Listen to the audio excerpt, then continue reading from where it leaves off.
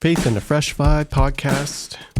I am your host, Ro Hattie, coming at you from Treaty 7 territory, Calgary, Alberta, Canada. Please rate this show and share it. Rating it does help. I know we got a lot of visitors coming through listening. Pick up all the books that you hear about. This is season 10, a season of authors and their new books. I extended it just so we could pull in 2024 books. This is a podcast on decolonizing and deconstructing Christianity. Thanks for being here. Episode number 78 features Prasanta Verma and her book, Beyond Ethnic Loneliness. So many more BIPOC authors coming out sharing their stories. And to me, that is a huge win because even 5-10 years ago, we didn't hear from them. Before we begin, listeners know the drill, but every visitor, every guest that comes on the show, I ask them to situate themselves geographically of what city they're in, but also to name the traditional lands on which they are situated in. So, Prasanta, where are you right now?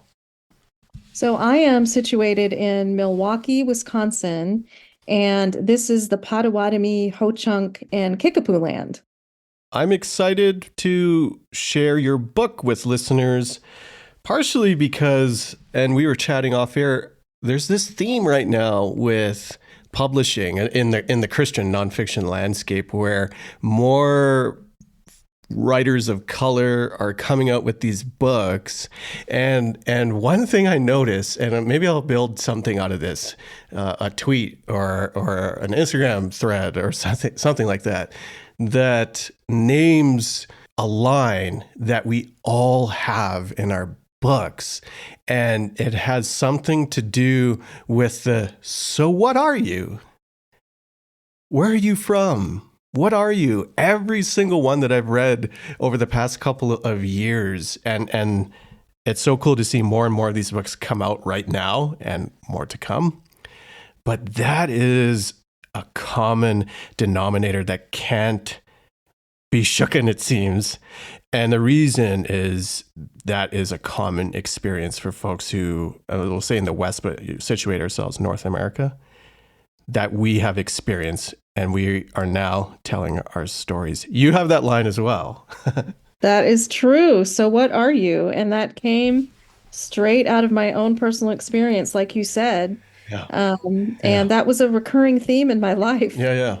Still, like, infrequently still is, but luckily still, at least for me, rare occasion. That's how I would ask. Yes. Yeah, it's getting better. In my book, I say, well, don't ever ask that question. So what are you?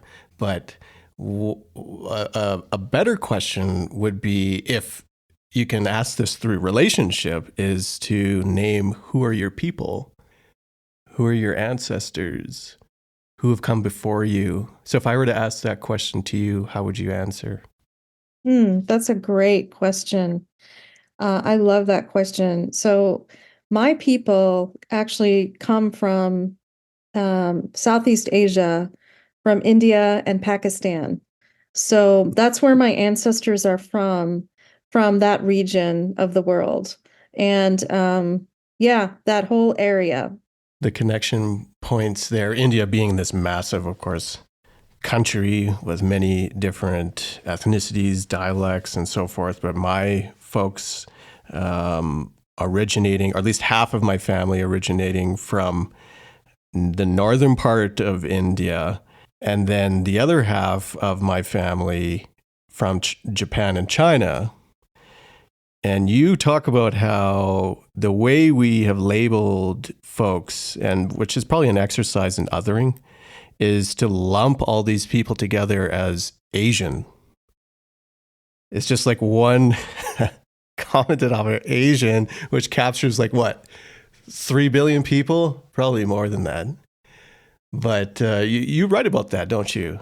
Yeah, I one of the things I shared was when I was growing up and I was filling forms out of my ethnicity, and even as an adult, trying to check off, well, when I was young, I didn't know really what to check off because Asian was the closest thing, but I just felt like it didn't really explain who I was. And it felt like, there's this sense that we have of a little bit of erasure. I talk a little bit about erasure. When you can't define or name your identity, it's like, do other people, do they recognize that it exists? So Asians were all lumped together in one blob just because of geography. But we're all like, even within, India, you mentioned Northern India. Well, Northern India is very different from Southern India. And my family also comes from Northern India. And then you can even go further and define each state and a separate language, food, unique Mm. clothing, and different customs and traditions. So there's so much diversity in Asia. And so lumping us all together, it's just sort of like we don't have a chance to tell who we are or even explain. Mm. And anybody who picks up that form won't know. Well, is she Chinese, or is she from Vietnam, Mm. or where is she really from? Because Asian is all of that. It's ridiculous when you think of the scale of that encompassing term. Like, how is that even useful? Yeah, so aggregating, that aggregated data too, it also, when they use surveys and say the census collection or other surveys, when they use just that blanket term, and then they're using that data, it's all just aggregated. And we're not getting the subtleties and nuances of the differences of our populations. You think about that for healthcare, you think about that for so many applications.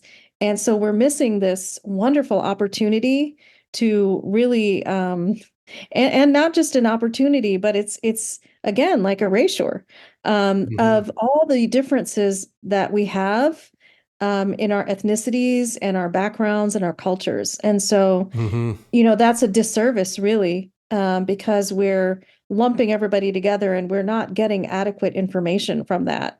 So it's really also, if you want to quantify things, you can't really do that because it's not really accurate. I want to stick with that term you used of erasure. Now, you have a book coming out called Beyond Ethnic Loneliness with the tagline, The Pain of Marginalization and the Path to Belonging. Erasure is in many ways one of the ways, and I'm not saying this is healthy, but perhaps it's a reality that goes hand in hand with assimilation. And that for many immigrants, for many folks who don't fit into the majority white gaze, erasure seems to be part of the duty to have a sense of, or even a taste of, belonging. Now, maybe I'll stretch that bigger than just belonging, but a taste of surviving, especially if we're talking about new immigrants, surviving in our society in North America, that you give up a piece of yourself in order to fit in. Hmm. Yeah, absolutely. Like my parents' generation, they were immigrants who came here. One of the things I write about a little bit is about this loss of cultural identity. And, for their generation, they felt like, assimilation was what you had to do, and that it was more like survival. It was like, we're just trying to make a living and we're trying to have the best life we can. And assimilation is what I think most of our Mm-hmm. parents did Mm-hmm. and our previous Mm-hmm. generation. And so, but there's this loss of cultural identity, and Yeah. there's a sense Yeah. of cultural isolation that comes from that, because you're giving up Totally. a part of who Totally. you are to fit in, and then you kind of lose that sense of yourself. So, and that's part of that loneliness. It's like, well, I'm living in this country where, in this society where, um, I had to give up a whole section of myself, and nobody else around me knows what that feels like. And that's a lonely feeling. I remember the story because you grew up in the South. Is that right? That is correct. Yeah. Which state again? Remind me. Alabama. Yeah. Yeah. Right. Like the South, South, the deep South. Do you remember the day where you finally encountered another family that looked like you? That is a great question. So I do actually Yeah. remember that Yeah. Yeah. because we Yeah. were the only Indian family in our small town and in my school. And then I think it was junior high or high school when another Indian family moved in the area. And so then there was another student in our high school. Now, then some other families moved into the town that was nearby, which is like 15, 20 minutes away. So there were a few more families there, but nobody my age, right? I didn't know anybody my age until this other student came to our Mm. high school. So I didn't really hang around with other, Indian teenagers when I was growing up. Yeah. Yeah. Mm. I asked that question because I'm just asking the questions that I'm thinking, oh, that happened to me. Like I can remember the family, and I probably was in early grade school, and they were from connected to the church community, but like another brown family, that's just like blew my mind. Like who are like you almost feel like something's out of place here. Like there are folks that look like me.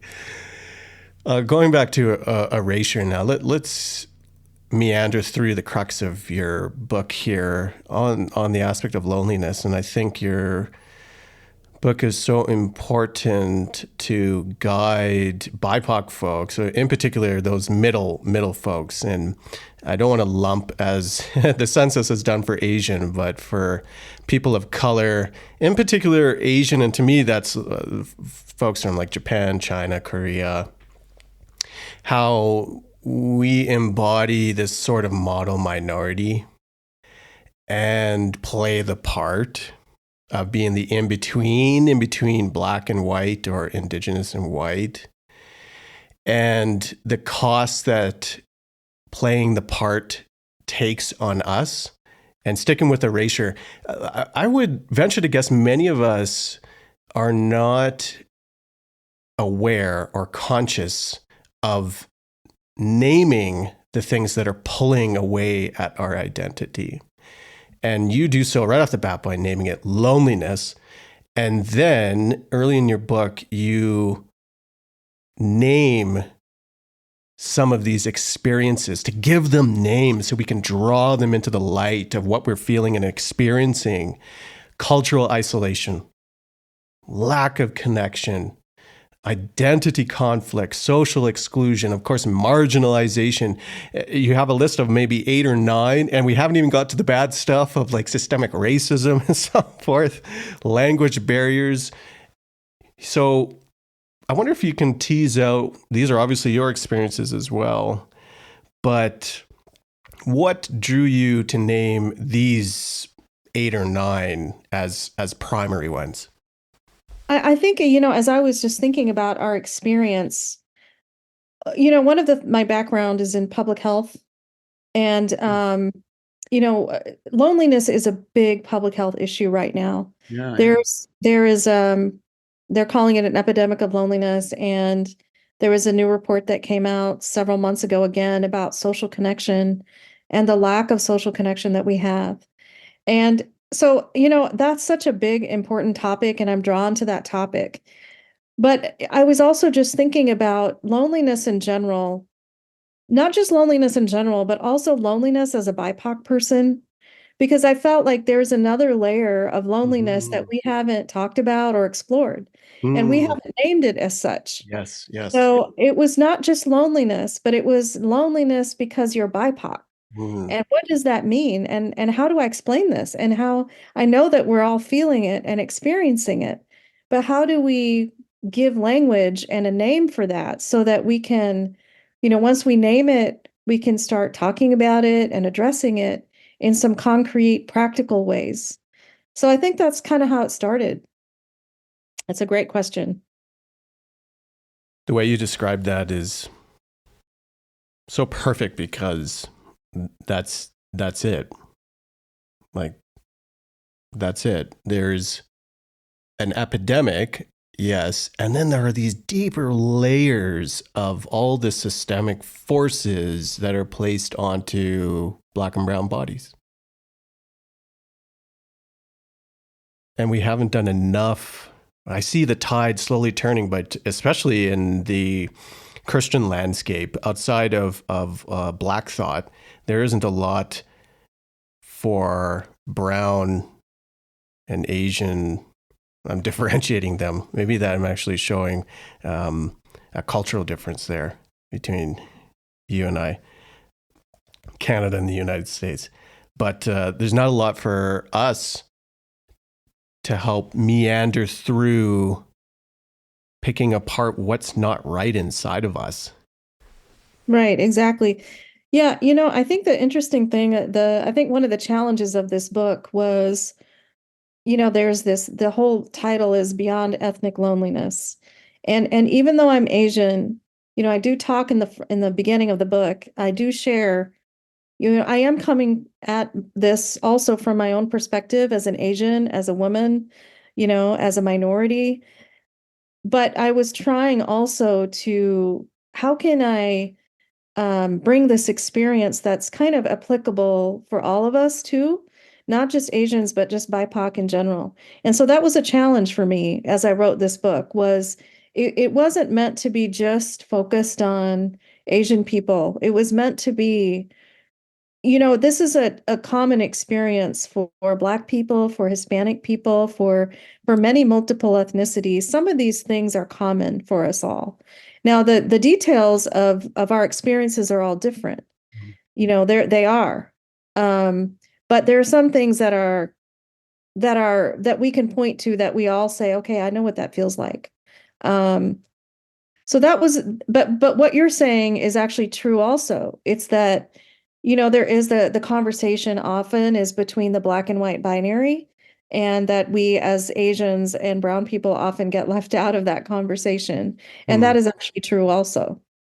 Yeah, and that presents a lot of problems, especially if brown folks, Asian folks are not alert to their place in the world, as it were.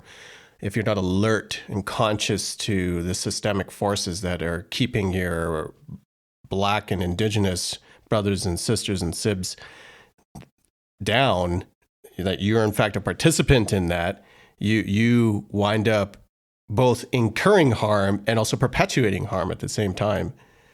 We'll get to that in a minute here.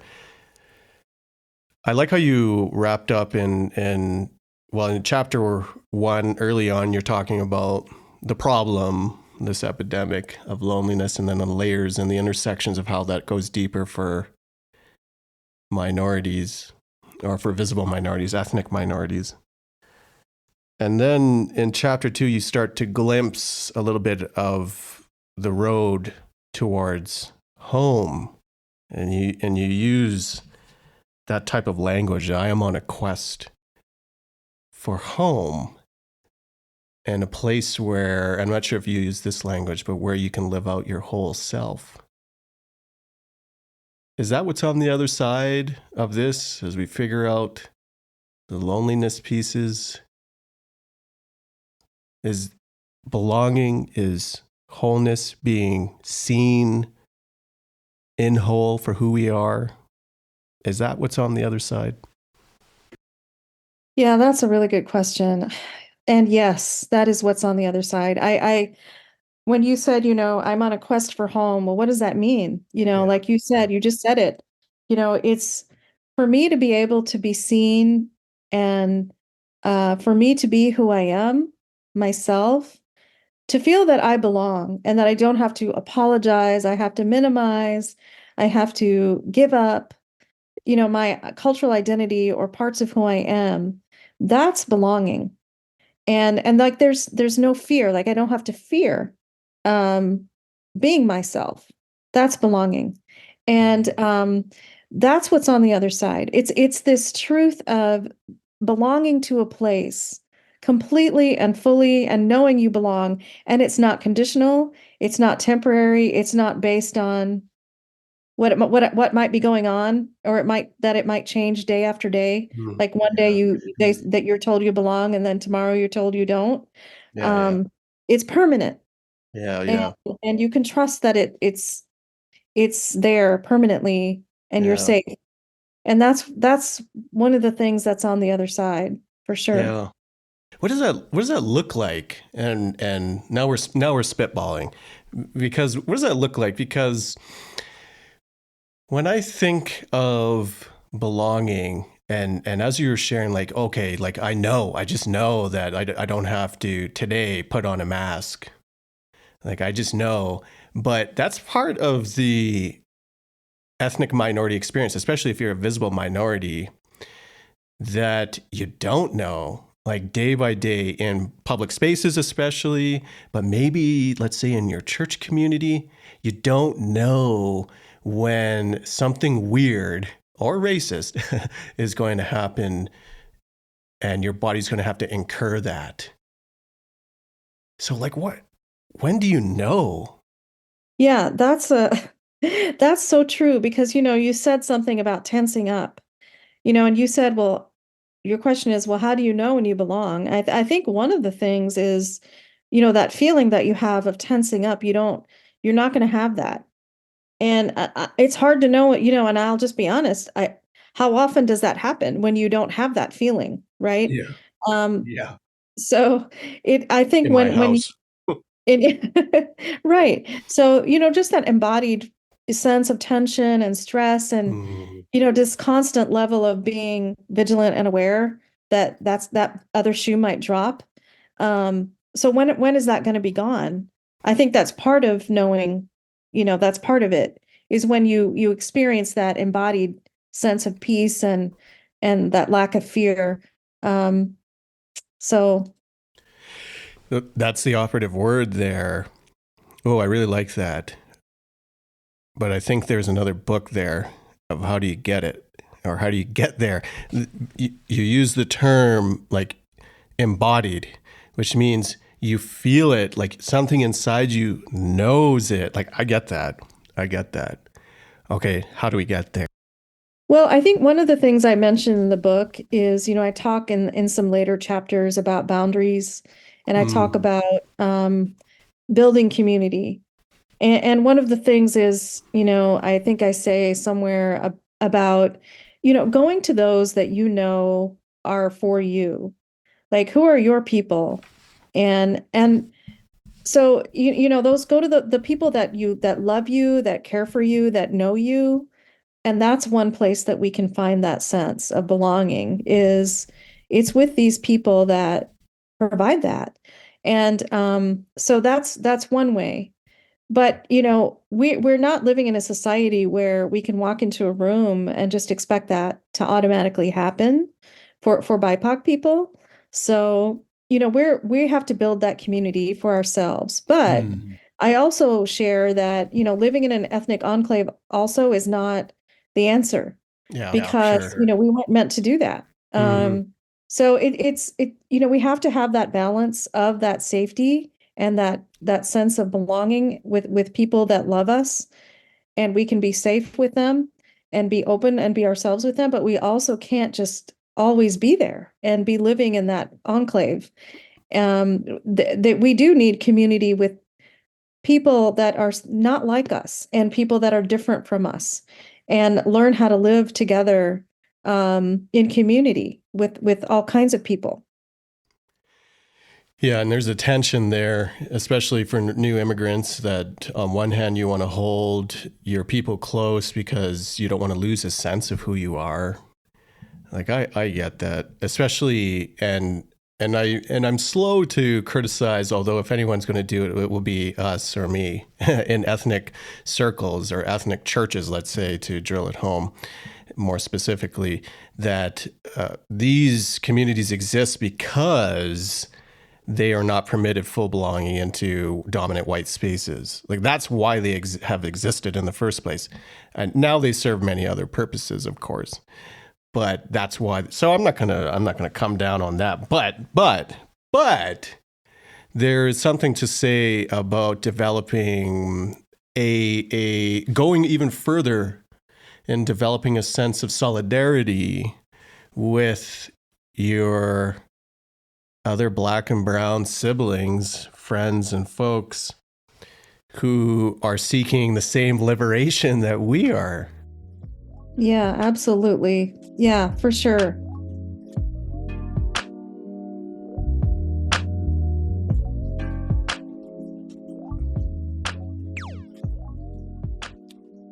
In your final third, you start to share more about what this, I don't know if you use the term liberated, but this life-giving community can look like and what we can build. Do you picture that as a predominantly multi-ethnic enterprise happening? Or does it occur from like the center of society, which it would be like in the church context, institutions, white institutions usually? Like, where do those things emerge or are birthed from? Ooh, that's really a really interesting question. Um, hmm. I think part of it is just I think there's I don't know if there's one answer, Yeah, of course. Yeah. but I think part of it is just first of all telling the truth. You know, we have to tell the truth. We have to tell the truth of our stories, and we have to know our generational stories, and we have to share them. And the more that we can share our stories, and you mentioned early on the beginning how many stories are in books are coming out by people of color and sharing their stories. And that is so essential because we have to keep doing that. There isn't one single narrative for all of us. So that is, I think, critical. And I'm really happy to see that happening too. I think that's very important. And so when we speak the truth, we also, like, one of the things I say is speaking the truth. That means you don't deny, deflect, or defend racism. You speak up against injustices. Um, but we speak truth. We don't collude with, like, one of the things is, I guess, like, you asked about whether is it a church or is it, I don't really know.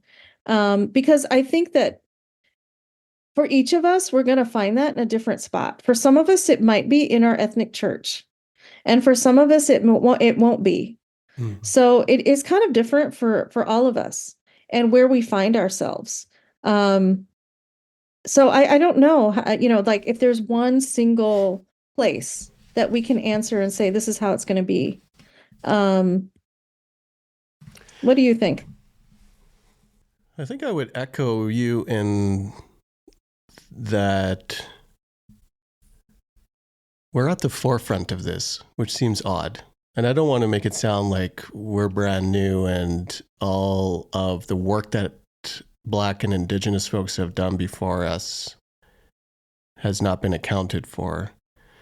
I do feel that there is a shift in the tide where more folks, and led by BIPOC folks, led by BIPOC and usually queer folks as well, that these folks on the margins are starting to figure out what this more liberated world looks like, and others are catching up, but it's still at the forefront of society. I don't know if society is the right take on that. So I do believe that these pictures of what whole belonging can look like for all sorts of different looking folks is led by folks on the margins. I think it must be led by, and also birthed with a DNA that seeks a liberation for all, where it will work to see in full all people. I don't think institutions, I don't think our structures, existing ones, are set to accommodate that type of community.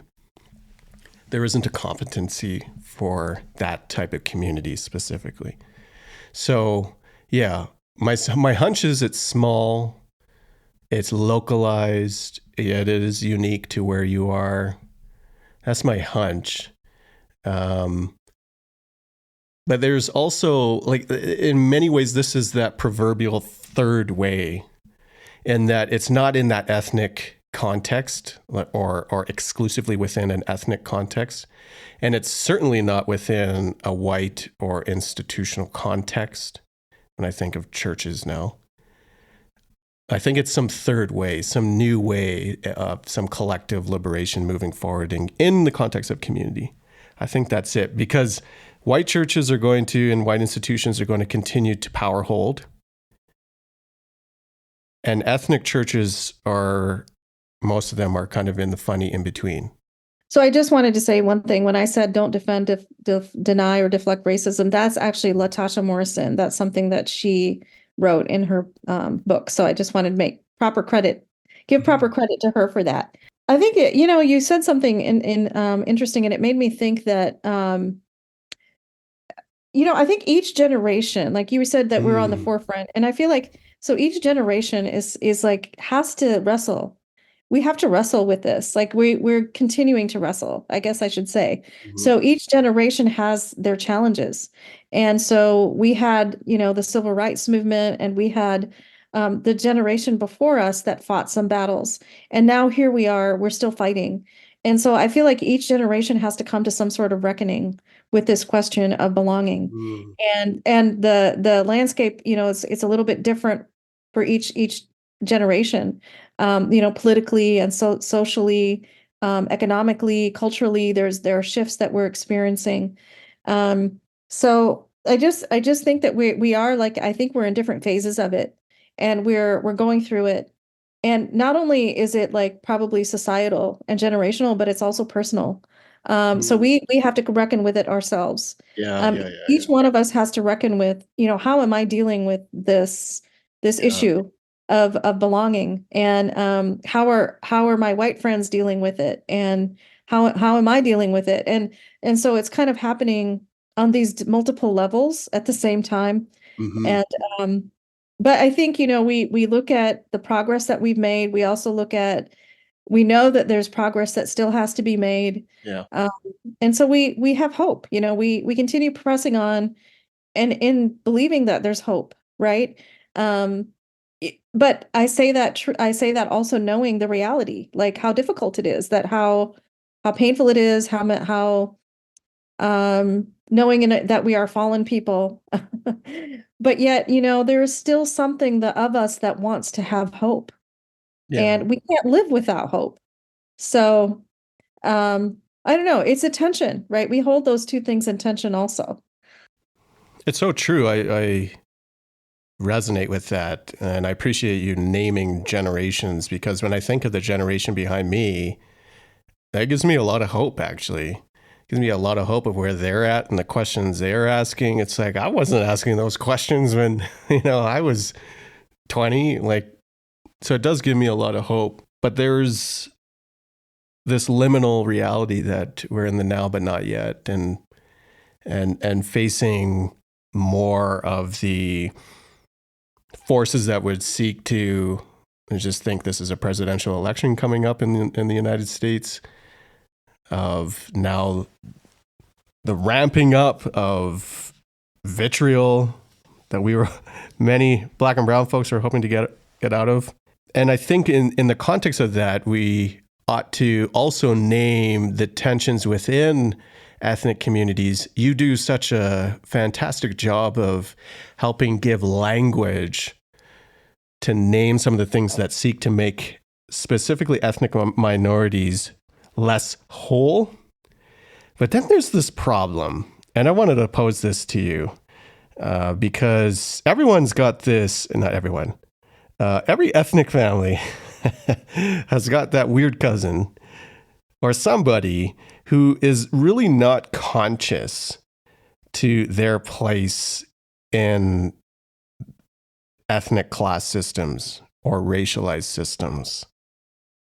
I mean, I have family who would sooner probably vote for Trump if they could. They can't because they're in Canada, but they'd sooner vote for Trump and then acknowledge that they are being dominated routinely because of their ethnicity or race. And not just dominated, but like discounted and discriminated against because of their ethnicity or race. And they would have such a hard time to even acknowledge something like that. Do you see stuff like that? And also, what is, if you do, I make the assumption, the catalyst to become, for BIPOC folks, to become conscious to these intersecting and usually invisible systems that seek to make us less whole? Mm-hmm. Yeah, great question. So, that you're talking about the weird cousin. Well, I can identify with that weird cousin because that was me. I was like that. Mm-hmm. And so I can share about me and Yeah. what helped me. So I was living in that world. I was living in a predominantly, very conservative, um, very rural southern, Alabama. And I grew up in that environment and with no other Indian families or many brown families really around. And so I was also considered part of the model minority. You mentioned that Yeah. earlier. Yeah. I was the model minority, like the Indian student who had straight A's, and that was part of my identity. Even though, of course, nobody named it. I didn't have a name for that back Yeah. then. But now, of course, we have that term. But that's who I was, and that was. But I didn't know it. I didn't have this conscious. I kind of knew it, but I didn't really understand or stop to name it. I just lived in that reality. And I lived in this whole world of, you know, the white um, the white normative experience. And that's kind of who I became. And so what turned it for me was I think it was happening a while. I would be aware of, microaggressions for years and racist things that would happen to me, or people would say things to me. Um, and so I had all these memories, but I just kind of I just kind of stuffed it down and pushed it aside. And I guess I started reading books and I started reading more BIPOC stories. And another thing that happened was, 2016 election, um, George Floyd, all of those were huge turning points for me personally. And um, another thing that really convicted me, I will say, is that I was a debate coach for about 10 years.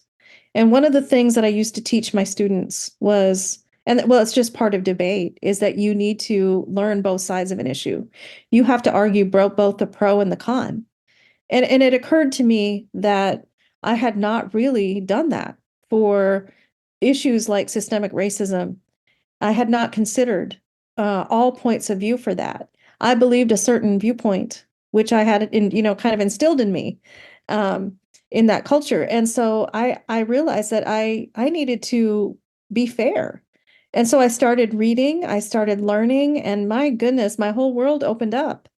And it just broke open. It was like it broke me open because I had been denying so much.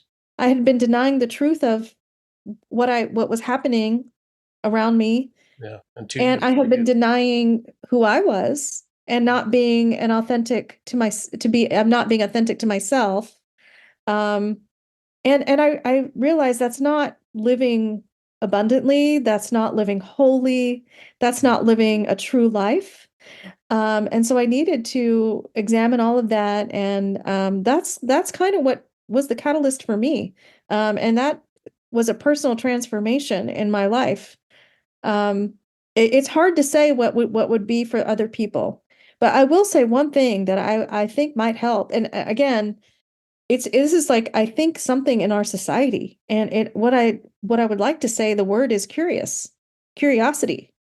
I just feel like we're lacking. I feel like we're lacking in that sense of curiosity of wanting to know, well, or maybe it could be a sense of empathy. What is it? What does it feel like to be in your shoes? I really want to know what it feels like to be in your shoes. And our society, we are very individualistic. We are self-sufficient, fairly wealthy compared to the rest of the world. And we just don't feel like we Yeah. need to know other people, and we Mm, need to know much. yeah. We're independent, and we're a very independent society, and we're very isolated. So we don't need each other. Mm, Um, and so I think one of the things that's missing is that we have lost that sense of this interdependence that our societies used to have. And we don't need, we can be independent here. And so we are losing every opportunity that we could possibly have to interact with other people. We can, have books delivered to our door, food delivered to our door, watch movies in our home. We don't have to go out of our house and go out of our way. And I think that's sad and heartbreaking. But we need each other, and that is why we are so incredibly lonely. And that's why I wrote this book. It's because we are so lonely, and we need each other badly, and we need to do better. well, I value you normalizing this reality of loneliness. That some folks are certainly finding community even if they stay at home or have to stay at home.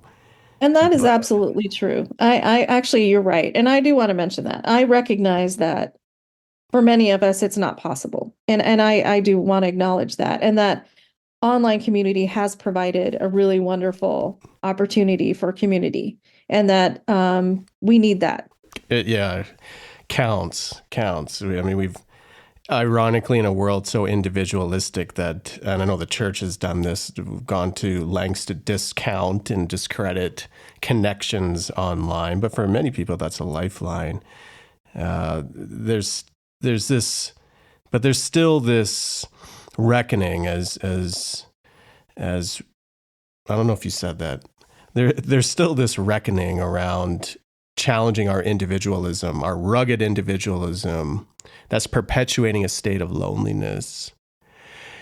I wonder if you can trail off now and conclude our time. You used a word as you were juxtaposing the two different lives that you had of becoming more curious and conscious to the different ways you were being made less whole. The word was abundance. So in the pursuit of whole health, in the pursuit of belonging, what specific or tangible aspect that you could touch and feel that became abundant in this new way of thinking that wasn't there when you were not alert to maybe your own skin?